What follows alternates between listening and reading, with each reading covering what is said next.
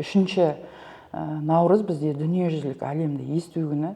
Естіп жүрген баланың мына балалармен қарым-қатынасы қиындау. Енді көптеген нәрселерді естідік, талай табалдырықты тоздырдық.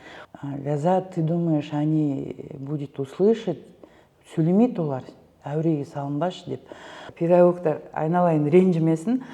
Ойбай бүйтіп қала ма, ойбай сөйтіп қала ма. Ешқандай ештеңе үйтіп те қалмайды, бүйтіп те қалмайды. Ляззат апай, бұл жобаны тоқтатпаңыз. Бәлкім демалып аларсыз. Ары қарай жаңағыдай бастаңыз. Ана айтады ғой, через свою боль делают бизнес кәсіпкер деген сияқты. Әлеуметтік кәсіпкерлік ол кішкене басқаша. Менеджменті де, маркетингі де басқаша. Бұлар тегін ба, ойбай, қымбат қой. Былтырғы бағаның өзі 250 мыңға түсіп тұрды. Мен осынша ақша салыватым ғой балама. Неге результат жоқ, тіл дамымайды, сөйдеді ау, ауданнан педагог іздейді, ауылдан. Сурдопедагог ауылда жоқ. Мектепте жоқ білім берейін десе. Өте көп бала ата-аналарды білем. Айналайын, айтшы осыны дейді. Айтсаң қолдау болмайды мысалы. Өйткені лагерьдің бағдарламасында бала тіл есту әлемін көбірек еніп түсіну үшін біз сабақ енгіздік. Демек нарықтағы құны ата-аналарға қолжетімсіз болып тұр ғой. Сондай болып тұр, иә. Енді оған біз қандай қолдау көрсете аламыз? Мемлекет тарапынан ба, мүмкін жеңілдетілген бір қаржылай көмек болу керек па, қалай ойлайсыз? Неге бізге осы нәрсе жетпейді деп мен. Сонда да қайтпайтын қайсар мінезім бар өзімнің.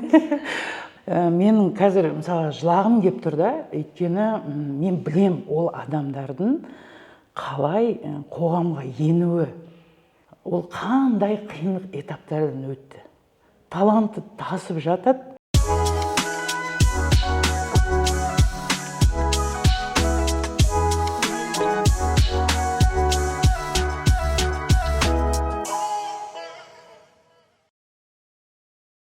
Мүмкіндік подкастының көрермендері мен тыңдармандарына сәлем. Біз бүгін Шымкент қаласындамыз. Және әдеттегідей подкаст жүргізушісі мен Дана Маратова. 3 наурыз дүниежүзілік есту күні. Осы күнге орай Түркістан облысы Сайрам ауданының тұрғыны, қоғам белсендісі, есту қабілеті төмен адамдарға көмектесіп жүрген Ляззат Қошанмен кездесіп отырмыз. Ляззат, қош келдіңіз подкастымызға. Саламатсыздар ма?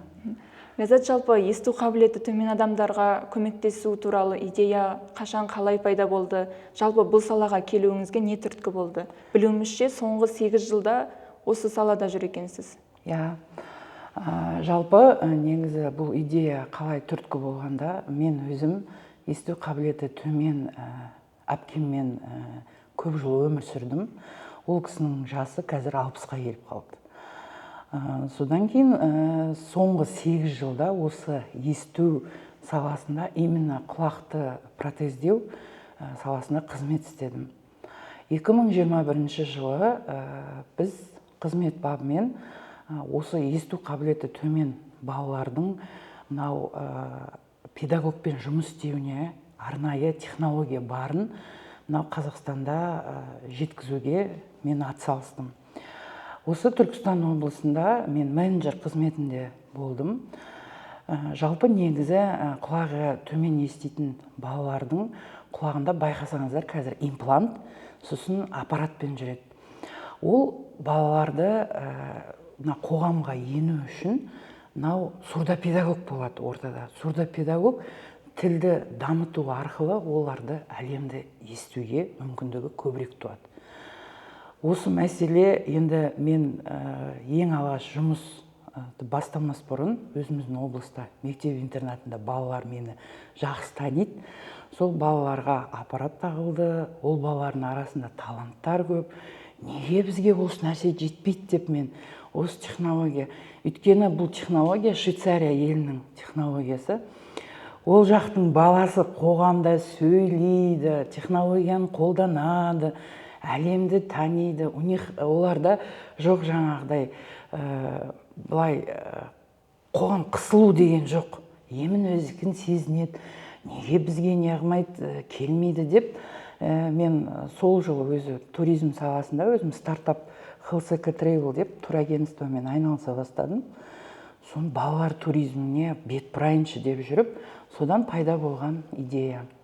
2021 жылы өзіңіз айтқандай мен әлемді естимін деген балалар лагерінің концепциясын ұсынғаныңызды білеміз. Қазір бұл жоба жүзеге асты ма, немесе жүзеге асуға не кедергі болып жатыр? Жүзеге асты деп мен толықтай айта алмаймын. Өйткені ол технологияны алу үшін біраз қаржы қажет. Ол қаржыны мен қарап қалмайын деп 2022 жылы кәсіпкерлер палатасынан әлеуметтік кәсіпкерлік ол кішкене басқаша. Менеджменті де, маркетингі де басқаша. Сол жақта мына Астанада Эмин Аскеров, сол кісіден білім алдым. Шымкентте Атамекен бағдарламасында жаңағыдай қайтарымсыз 5 миллиондық грантқа қатыстым. Ол грантқа да жақсылап идеяны упаковать етіп, консалтинг компанияларға ақшасы төленіп жақсы жасалды, бірақ ұтылмады. Ұтып ала алмадық. Сосын сонда да қайтпайтын қайсар мінезім бар өзімнің. Оны кішкене оқырмандарым да, көрермендерім де әлеуметтік желіде біледі. Лагерь тақырыбын енді жалпы бұрын мен Совет үкіметі кезінде тәрбиеленгеннен лагерден шықпайтын жаз кезінде. Осы таудан түспей, сосын қой деп мен лагерь тақырыбын зерттейін деп, лагерде жұмыс жасауға ұсыныс тастадым өзімді. Алматыда сол салада жұмыс жасап, қалай программасы, өйткені естіп толыққанды бала, естіп жүрген баланың мына балалармен қарым-қатынасы қиындау. Сосын сол жақта жүріп, мен түсіндім программа құруын, қалай ойындарын, программасын жасап, психолог мамандармен арнайы жаңағыдай сұхбаттасып, соны жасадық. Сосын экспертный видео жасадым. Менің бір қателігім, енді айып етпесін, сіздің оқырмандарыңыз, жалпы менің оқырмандарым, менің мынау орысшаға кетіп қалам. Ойым жеткізе алмай келсеп, тез орысшамен жеткізіп тастаймын. Бұл видеода да біз орысша жасап, рассылка жасап, таргетке қосқан кезде мен түсіндім асықпауымды. Өйткені тегін ба, қай жерде жасалады деген сұрақтар туындай бастады ата-аналардан. Жаңағы чат, қолдағы бар мүмкіндікпен мен рассылка жасап, солай жасадым. Ол видео ролигімді бөлістім, оқырмандарым біледі. Сосын ата-аналармен обратная связь деп айтады. Кері байланыс орнатқан кезде олар тегін ба, ойбай, қымбат қой, жаңағыдай. И мен түсіндім, бізді олар ойлап тұр, менің кемшілігім түсіндім. Біреу қаражаттандырып атқан сияқты деген сияқты түсінік болды ма деп біз жарнаманы өшіріп тастадық. Мен асықпайын бұл жылы дедім ұйымдастыруға, асықпайын. Өйткені лагердің бағдарламасында бала тіл есту әлемін көбірек еніп түсіну үшін біз сабақ енгіздік бағдарламада. Өйткені 7 күн бала не істейді, ойнап кешке дейін не қылмайды. Первый таңертеңгі уақытысы жаттығуы, тамағы, одан кейін білім, яғни тіл таму. Осы моментте, осы білім бағдарламасында жаңағыдай технологияны қолдансам деген. Жалпы қазір технология негізі доллар өсіп жатыр. Ол біздің отандық өнім емес. Айтып өткендей, Швейцария елінің Фонық компаниясының өнімі. Жаңа енді құнына тоқталып өтсек, қолжетімді ме? 7 күндік лагердің құны қанша болады? Қазір 7 күндік лагерді биылғы жылға мен негізі алдыңғы жылы, жаңа 2023 жылы қатты атсалыстым. Өзім лагерде зерттеп, сосын қыстық лагерді ұйымдастырғым келіп Шымкентке келіп, менің Шымкентке балаларға көңілім тартады. Неге мен сізге айтайын? Өйткені басқа қалаларда бұл тақырыпты көтеріп жүрген, атсалысып жүрген ата-аналар да бар. Енді оқырмандар ренжімесін, менталитет деген түсінік бар. О жақтың ата-аналарды көріп жүрсің, жаңағыдай жан таласып, жаңағыдай сөйтіп жүреді. Біз жақта кішкене басқашалау. Енді былтыр 2023-те тоже экспертный роликтермен қыстық лагерді ұйымдастырып көрдім. Осы 3 наурызға қатысты гончарное искусство дейді ғой, құмыра жасауды ұйымдастырып көргім келді, бағасын айтып. бәрі қымбат қой деген сияқты, лагерь қымбат. Қазіргі күні мен биылғы жазға мен ойлаған жоқпын, тағы да жауып тастағам негіз, болды істемеймін деп жауып тастағам. Демек нарықтағы құны ата-аналарға қолжетімсіз болып тұр ғой. Сондай болып тұр, қолжетімсіз болып тұр. Енді оған біз қандай қолдау көрсете аламыз? Мемлекет тарапынан ба, мүмкін жеңілдетілген бір қаржылай көмек болу керек па, қалай ойлайсыз? Енді бұл жерде негізі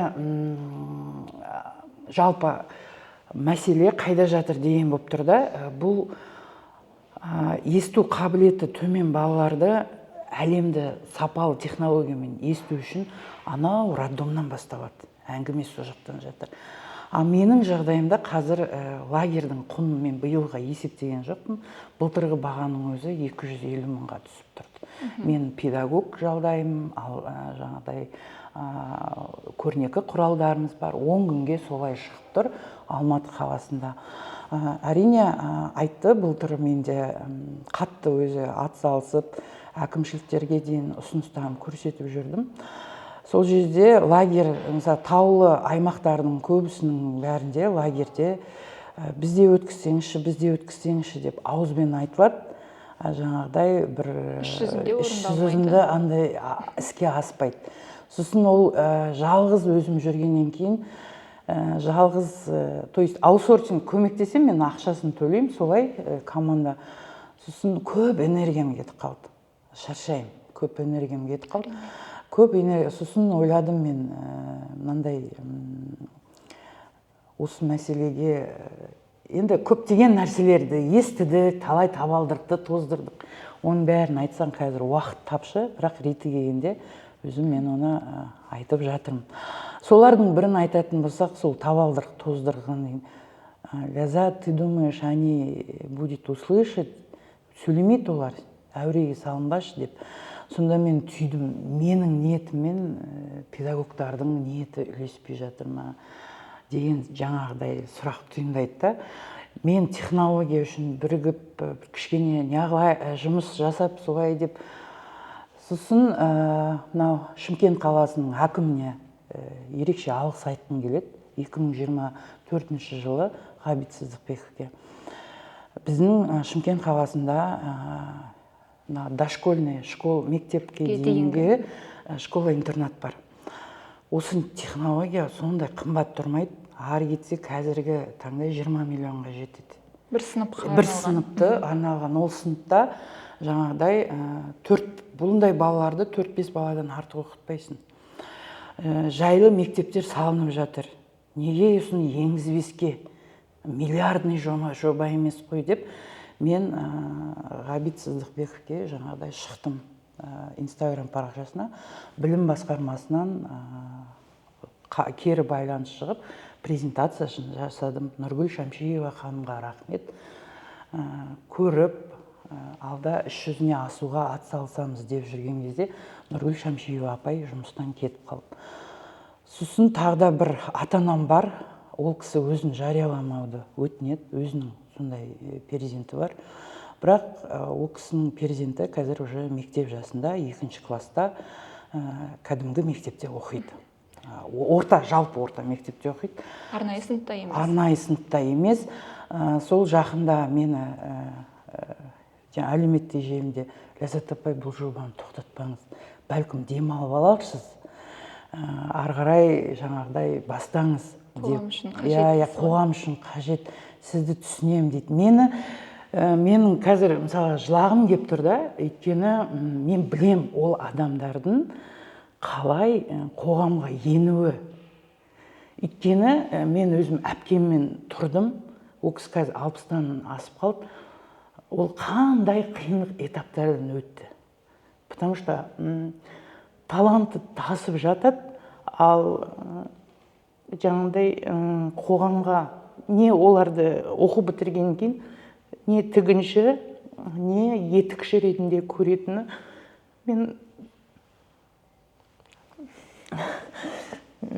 әрине бұл жалғыз сіздің ғана емес, бүкіл қоғамның дерті, қоғамның мәселесі. Оларды оқшауламау керек. Айып етпессіздер.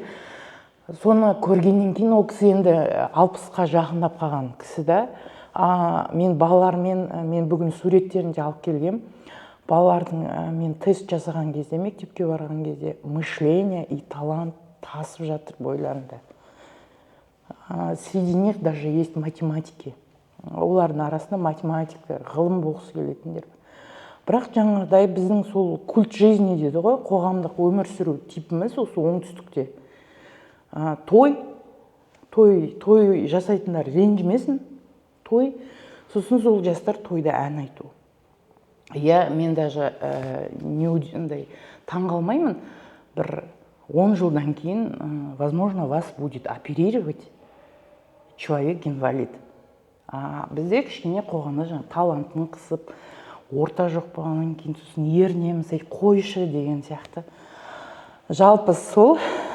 Сіз осы салада жүргеніңізге 8 жылдан асты ғой. 8 жылдың ішінде қандай да бір өзгеріс бар ма? Ерекше адамдарға деген көзқарас өзгерді ме? Қолдау өзгерді ме? Қолдау қазір негізі мен бәрі деп айтпай-ақ қояйын. Өзімнің практикамнан, өзім зерттеген жұмыстарымнан айтайын. Басқа қалаларда Алматы, Астананы енді салыстырмай қою керек. Ол жақта дамып жатыр. Бізде де артта қалып жатқан жоқ. Бәлкім аналар көп аутист балалар бар, ДЦП балалармен орталықтарын ашып, жаңағыдай жан таласып жүрген аналар көп. Мен әлеуметтік кәсіпкерлікпен Астанада оқуда болған кезде мен көрдім, өте көп ана. Ана айтады ғой, через свою боль делают бизнес, кәсіпкер деген сияқты. Әлеуметтік кәсіпкерліктің мәні сонда. Менің бұл жобамда қалай мен көрем, мен даже ата-аналармен де чат құрдым, барынша түсіндіруге тырысып. Давайте бірге мынандай клубная встреча деген сияқты, клубтық кездесулер. И лагердің өзін балалардың өзі жасаса дейім. Өйткені жаңағы психолог маманмен мен программа жасаған кезде, ақылдасқан кезімізде бізге лагерде вожатый керек. Оның вожатыйдың көмекшісі керек. Сонда осы балалардан құралса дейді да олар. Өздері құрап жасаса, сезінеді. Сонда келесі баланы, келесі группаға, олар келесі жылғы группаға вожатый болады. Соларға көмекші болады. То есть бұл жерде бірлеседі. Содан мен өзім биыл ол балалар қазір школа-интернатта бітіреді. Шыңғыс бар, аяулым, асылай сөйлейді де, жаңағы аппараттары да бар. Бірақ сөйлеген кезде, мысалға, Дана Маратқызы, бізде сізге мен сөйлейм, момент жетеді. Сол секундта, 3 секундта, а оларға 8 секундта жетеді. Көрермендерге түсіндіріп өтсек, жаңа өзіміз айтып отырған швейцариялық Роджер деген аппарат, сурдопедагог миына тағады. Сурдопедагогтың ол деген әр оқушыда жеке-жеке құрылғысы болады. Мен айтып өтейін. Ол құрылғы, Роджер құрылғысы педагогта мына жерде тұрады, мойнына асылып тұрады. Ол деген размер телефонмен бірдей ғана. Ал балалардың құлағында ол аппарат болады, кейбірінде имплант болады. Оны слухопротезист мамандар арнайы настройт етіп береді.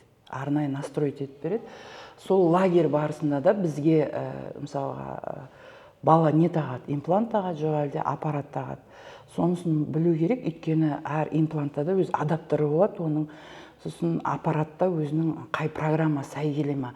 Мынау арқылы біз настройт етеміз соны. Сонда баланың, педагогтың сөйлеген наған түседі, толқын арқылы баланың құлағына жетеді. Одан кейін класста жаңағы мынандай микрофон, дижимастер дейді. Жаңағыдай микрофон болады. Біз дыбысты анағы микрофон қабылдайды, Роджер. Ол мұнамен анаған түседі, сосын балаға келеді. То есть толқын болады. Ал баланың құлағындағы аппаратта және имплантта, өзінің имплантта адаптер болады, аппаратта жаңағы программа болады. Оны через компьютер арнайы бағдарламамен настройт етеді. Қазір Қазақстанда білуімше бұл технологияны қолданып жатқан мектептер бар, иә? Бұл технологияны қолданып жатқан мен нанша мектеп бар деп айта алмаймын. Бірақ бұрынғы қызмет жасаған компаниямда әлі де осы мәселені көтеріп жүрген әріптестерім бар. Астана қаласында, алысқа бармай, өзіміздің Түркістан облысында, Ленгір ауданында, Төле би ауданындағы есту деңгейі төмен мектепте бұны қойылып, мұғалімдер тарапынан кері байланыс бар, балаға жақсы екен. То есть экспертный дейді ғой, экспертный несі класс жасалып, кері байланыс бар, жақсы деген. Енді мен осыны жақсы болғаннан кейін ары қарай жақсы болса екен деймін. Неге? Көбірек адамға қолжетімді болсын дейсіз ғой. Неге деген сұрақ туындайды. Бұны айтайын, кемінде біздің Түркістан облысы өте массивті аудандардың бірі. Әр облыста кемінде 20 баладан бар. 20 баладан ол кемінде бар. Негізі имплант Қазақстанға 2006 жылы келді, бірінші операция. Сол балалар қазір міне 20-ға жақындап қалған, қоғамда үлкен азамат болғалы тұр. Олар қайда барады? Қайда барады? Не тігінші болады? Армандары өте көп. Бизнес сұрақтар қойылды бізде тестті. Сол сияқты жақында осы мәселені айтып, қоғам қайраткері Қазақстан Республикасының президенттік әйелдер қауымдастығының мүшесі Тоғжан Қоғалы, сол кісімен мен осы жобамды айтып жеткізіп жатырмын. Менің лагерім ол бөлек тақырып. Бірақ әр аудан баласын бір интернатқа тыққаннан гөрі ауданда бір жайлы мектеп болса, жайлы мектеп бағдарламасында салынып жатыр. Соның ішінде бір класс болса, біз бұл мәселені шешімін тауып кетер еді. Өйткені кішкентайлар көп қой, кішкентайлар көп. Негізі менен бөлек те өзі инклюзия класс төңірегінде де айтылып жүр бұл мәселе. Менен бір өзім бәріне жетпеймін ғой, сол сияқты. Ал өзімнің өз тарапымнан идея жаңағы лагерь. Бұйырса жүзеге асады деген Құдай қаласа, және өзіңізбен мүдделес адамдар тауып, басқа аймақтағы балаларға да көмектеседі деп сенеміз. Енді маман тапшылығы, кадр жетіспеушілігі туралы айтып қалдыңыз. Жалпы сурдопедагогтарды дайындайтын оқу орындары бар ма, және ондай білікті мамандар аймақтарға келіп жұмыс істеуге қаншалықты қызығады? Өте күшті сұрақ қойып отырсыз негізі. Жалпы өзім мен педагог емеспін. Мен өзім Ресейдің онлайн айттым, осындай лагерь ұйымдастырып келеді. Осындай деп онлайн оқыдым. Біздің Қазақстанда, Алматыда Сатырда бар. Сатыр деген орталық бар, арнайы. Сатыр ол осы жаңағыдай денсаулығы төмен балалардың технологиясына арналған, балаларға арналған, сол жерде барлық техника, мамандарды дайындайды. Алматыда, Сатырда. Маман тапшылығына келетін болсақ, сурдопедагог мамандар жоқ емес, бар. Бәлкім жас мамандар тарту керек шығар. Потому что технология тілі ол жас маманға жаңағыдай лайықтауда. Өйткені орта буындағы сурдопедагогтар айналайын ренжімесін, оларына синхронизация дүниеден қорқ. Ойбай бүйтіп қалама, ойбай сөйтіп қалама. Ешқандай ештеңе үйтіп те қалмайды, бүйтіп те қалмайды. Оның гарантиясы бар, жасалынады. То есть жас мамандарды тарту керек шығар бұл жерге, бұл технология орын алу үшін. Ал орта буындағы жақсы мамандар бар, ол арнайы мемлекеттік қызметкерлерде жұмыс жасайды. Енді оларда бұл нәрсені айтайын десе, енді өзінің ішкі этикасы бар, енді оны мен бұл жерде айтпай-ақ қойын, бұл жерге айқымда келіп тұрған жоқ. Ал жақсы мамандардың сағаты қымбат. Енді қараңыз, сонау Сарыағаштағы ана тағы да қаражатқа кеп тіреледі. Ана баласы үшін шырылдайды, скринингтен өтеді, аппаратын тағады. Сөйтті, мен осынша ақша салыватым ғой балама. Неге результат жоқ, тіл дамымайды. Сөйтті, ауданнан педагог іздейді, ауылдан. Сурдопедагог ауылда жоқ. Мектепте жоқ білім берейін десе.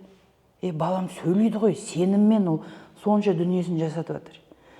Сөйтті, ол қалаға жүгінеді. Қалаға ол күнде Сарыағаштан, мысал ретінде, күнде қатынауға ол бір адам байланады. Өзім мен осы қызмет саласында, именно Түркістанда өте көп бала ата-аналарды білем. Айналайын, айтшы осыны дейді. Айтсаң қолдау болмайтын. Сол сияқты нәрсе, ол Шымкентте маман бар. Мен Лейла Леонидовна деген маманды былай жүзбе-жүз көрген жоқпын. Бірақ үнемі сол кісіні естіп, сол телефон беріп отыратын. пайдам тиіп отырсыншы деп. Ыңғайсыз оларға сонау мысалы Түркістаннан келсе де сөйтеді да, оларда ыңғайсыз болғаннан кейін у ребенка балада комплекс пайда болады, комплекс буллинг пайда болады. Буллинг комплекс ол баланың психологиялық денсаулығына әсер етеді. Сосын ана не істейді? Балам ау сен үшін андай деп не қылады, оның да басқа шаруасы бар. Ол алады интернатқа жібереді. Ал енді қараңыз, интернатта қалай жағдай? Интернатта ол жерде жан жақты енді ренжімесінші, бұл жерде мен по факту сөйлеп жатырмын. Ешкім бүйтіп, ешкімнің бір қиянат жасау мақсатында емес. Ол интернатта ДЦП да бар, анау да бар, и өзін жаңағыдай ол жерде мен сөз дамиды деп айтамаймын. Әрқайсысына индивидуальный индивид керек. Вот. Ол қоғамдағы мейлі есту қабілеті төмен болсын, ДЦП болсын, аутизм болсын, ол ерекше бала. Оған ерекше мүмкіндік беру керек. Демек, әр салаға мамандандырылған болу керек деп ойлаймын. Әрине. Өйткені оны алады, бәрін алады, сол бір интернатқа тығамыз, болмаса бір орталыққа тығамыз. Олардың диагнозы әртүрлі. Сосын мынандай есту қабілеті төмен балаларда, шала туған балаларда да кездесіп жатады. Сол кезде ол қосымша ауру болады, қосымша жаңағыдай диагноз болады. Сол моментте мен бұл жерде мына бала мынандай, мына бала андай деп алалап отқан жоқпын. Бұл жерде мәселе жастар тарту керек, жаңа нәрсеге үлкендер қапа болмасын. Өйткені қазір жастардың идеологиясы, жастардың жаңағыдай әрекеті басқаша.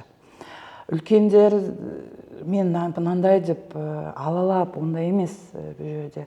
Просто здесь и сейчас, дәл қазір осы сәттегі жағдайға біз не қылуымыз керек? Бейімделуіміз керек.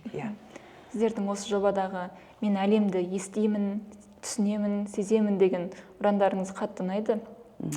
Подкасттың соңында әлемді шынымен сезіне алатын, ести алатын, түсіне алатын адамдар көп болсын, және оларға себепші болып көмектесіп жүре беріңіз. Бұйырса лагеріңіз, жобаларыңыздың бәрі жүзеге аса берсін. Рахмет. Мүмкін подкасттың келесі бір эпизодтарында сіз жақсы нәтижеңізбен бөліседі деген үміттеміз. Құдай қаласа, енді осы кезде ертеңде осы 3 наурыз бізде дүниежүзілік әлемді есту күні. Сол күнге арнайы ерекше мен өзімнің Сайрам ауданы әкімдігіне, Арман Сәбитұлына рахмет айтқым келіп отыр. Өйткені Ақсукент Ньюс мен парақшамда қоғам белсендісі болып жүрмін, ауылдың сапалы өмірлерін айтып. Сол кісіге мен жобаны көрсеткен кезде жақсы жоба, тоқтамаңыз деді. Құдай қаласа ертең тоже видео жасаймыз аудан әкімшілігінің қолдауымен. Сонымен қатар бұл жерде енді кішкене сценарий басқашалау. Сіз қолдана отырып аудандық, Сайрам аудандық аурухана басшылығына да рахметімді айтқым келіп отыр ертеңгі видео жұмысына. Сізге де көп рахмет бүгін уақыт бөліп подкастымыздың эпизодына келгеніңізге. Құрметті мүмкіндік подкастының көрермендері, тыңдармандары, Ләззат Қошанның атқарып жүрген ісіне көп рахмет айтамыз. Әлемді еститін, көретін адамдар көп болсын. Және Ләззат Қошанның осы «Мен әлемді естимін» жобасы туралы HearTheWorld.kz парақшасынан біле аласыздар. Ал біздің мүмкіндік подкастының молекула жобасының контентін YouTube-та, әлеуметтік желідегі мүмкіндік подкаст парақшасынан көре аласыз. Және молекула KZ сайтында барлық контентіміз қолжетімді. Ең бастысы ерекше болу кемшілік емес, адамдардың өмірін өзгертуге арналған мүмкіндік екенін ұмытпайық. Келесі эпизодта кездескенше сау болыңыздар.